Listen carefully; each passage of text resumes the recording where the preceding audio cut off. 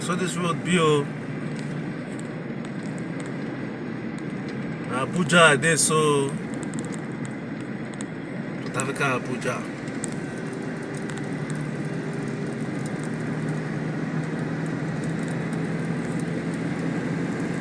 So when I get here, this is a DTX Kit Motors.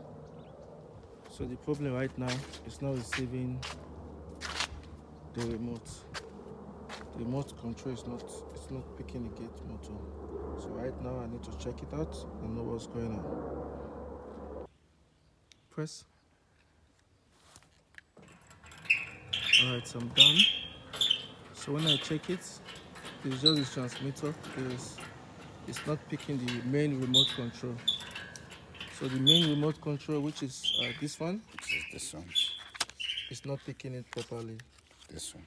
This one. So when I put the Centurion one and the DC Blue one, it pick it nicely. So that means the transmitter on this DTX is not strong with the main remote control. Yeah.